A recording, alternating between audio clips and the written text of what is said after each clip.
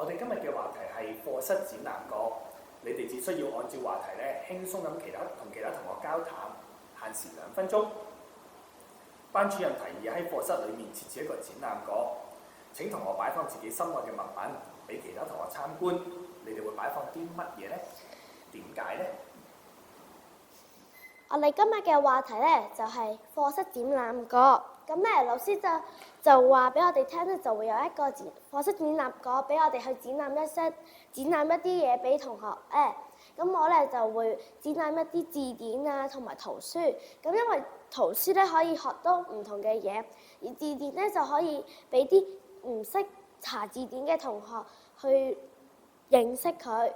其實字典係唔會係即係你望落去會太大本，會睇到好攰。但係咧，原來字典其實好有用嘅。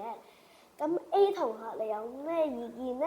我就會擺一啲遊戲機落去，因為我哋成日上堂都覺得好攰，而遊戲機係唯一可以幫我哋提神嘅工具。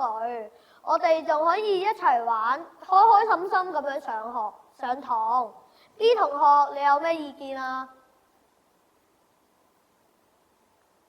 咁我想問你嘅意見係乜嘢呢？咁如果 B 同學唔答嘅話，咁就問 C 同學啦。咁如果你想擺一啲字典落去，你會擺乜嘢類型嘅字典啊？咁我咧就會中意係有一啲中英對照，咁又可以知道個中文解釋係乜嘢，又可以知道英文點樣讀。咁我想問啦，你會擺邊一類型嘅遊戲機呢？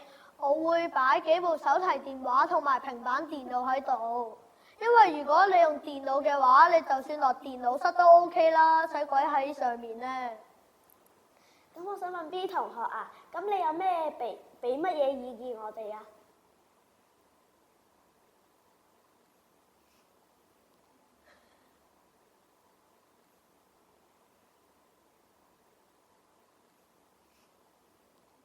而 C 同學咧就認為擺一啲字典落去，而 B 同學就冇意見嘅。